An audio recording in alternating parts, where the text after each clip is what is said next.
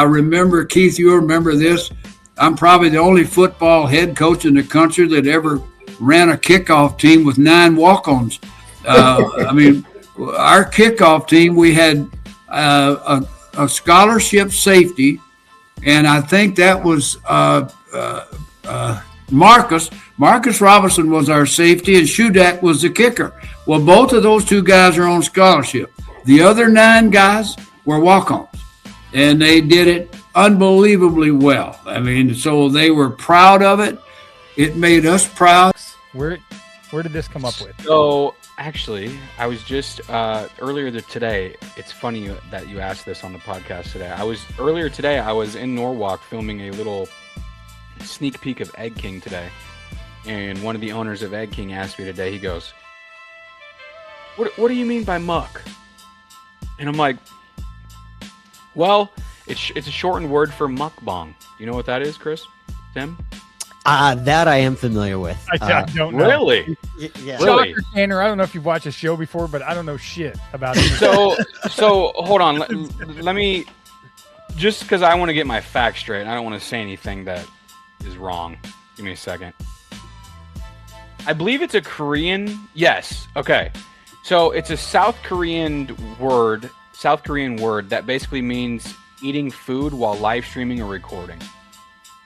And basically, mukbang, I was like, okay, mukbang's obviously kind of what I'm doing. I was like, how could I shorten that up, make it my own, and kind of, make it kind of like a brand thing? Sure enough, let's muck. Or no, I think I started with let's get to mucking. I'm almost positive that's what I started. Let's get to mucking, I think, is what it started with. And then it led to let's eat, and then let's get to mucking. I don't know. But anyways, I was like, one day I'm like, let's muck. And it just fucking, I don't know what it is. It just really rolled off the There's 13, which means he's going through puberty, and he gets excited a lot, which is obviously visual, which is very obviously visual. He's Wayner. I asked my mom if she could convince him to wear underwear, and now he wears underwear at school, but he still doesn't wear underwear at home. I feel uncomfortable about him not wearing underwear, especially when he gets wet marks on his trousers, which I have to wash because I'm the one that has to do the laundry around here. My mom and sister, however, do not seem to notice or care. What should I do? The kid's got to wear fucking underwear. Is this a dude? I believe it's a girl. Woman.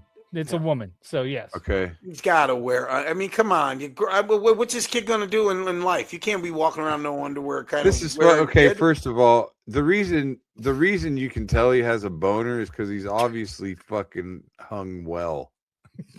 Is that what we're going with this for the 13? Yeah, because underwear is not going to make his boner not show up. You're talking about he has a fucking 13. He has a hard on all the time. That's what they're saying, right? Right. So he's fucking running into walls and shit with his fucking little 13-year-old boner. He's trying to find his wrestling buddy. Why can you tell he has a boner? You think underwear is gonna stop a fucking raging hard on? I wore underwear. My fucking. You know why you couldn't tell I had a boner? Because my dick wasn't big enough. My fucking dick wasn't big enough when I was 13. That's why you couldn't tell I had a boner. So. Right now, and I was, doing some digging back to last year with, obviously you can have the analytics for Mac's season at Drake. I wish we could have him for Division II about a synergy account. But, I thought it was interesting because right now, maybe to help paint the picture, Iowa's 101st in turnover percentage as a team, which frankly is not bad. Last season at Drake, they were 270th, but they were often dead ball turnovers, which is something you should keep in mind there. But ultimately, when you go between the high major opponent type of games that Iowa's played, I mean, the main 4 that came to mind were these last 2, as well as Iowa State and Michigan State, like I alluded to earlier. So, and to be more specific, so this season right now, Iowa's turnover percentage is 16.1. So just keep 16 in mind. Against Minnesota, it was around 20.5. UCLA, it was 22.6. So roughly that right there is about 21 and a half. And then clicking down, I'm just doing these ones live. Iowa State, it was probably fairly high. Yeah, 26 flat. And then Michigan State, it was 18. So about their average you would have seen at Drake last year.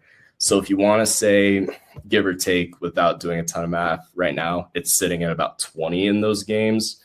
Going down, that puts them at roughly 320th in the country, which is not where you want to be. I mean, production, there's so much shit that goes into it. We're sitting there, it's insane. Just like fucking dudes just be like, fuck, don't ruin this for me. Don't ruin this for me. Or fuck, it's not going to happen. And like, you got to get a master shot of it. Yeah. So guys like us, what's nice is, up. What is nice now in the new WWE is we're not doing the cut on every single action. You got to let it breathe. Like, that's really hard for director and camera people when you're knowing you're getting cut on every single shot. Like, let the people still tell the story on the screen. And that's what they're doing now. And I'm glad they're doing that, because that snap stuff just drove my anxiety fucking nuts. Oh, Allie is on.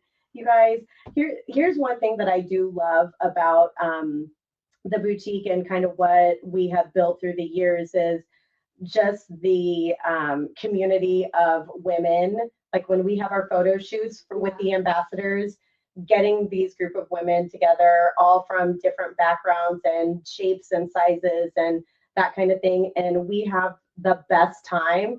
And it truly is like we're cheering each other on, like, oh my God, you should try that on. Oh, you would look so cute in that. And then, you walk out and you just get all these compliments. And so yeah, our styled ambassador group is a great group of ladies. I think we're up to like 12 or 13 now. Yeah, there's quite a few, but it does force you a little bit when you have that kind of like cheerleading group around you. Is that forces you outside of your comfort zone. Like there's things you normally maybe wouldn't have tried or put together. And so to have somebody be like, either try it and then for sure, like, oh hell no, I'm not doing that again, you know, or like I would never have done that. So having a girl group is really important as you age. Yeah, that's very true. Life is not always kind in so many ways, and so you need that support, just not only for the confidence and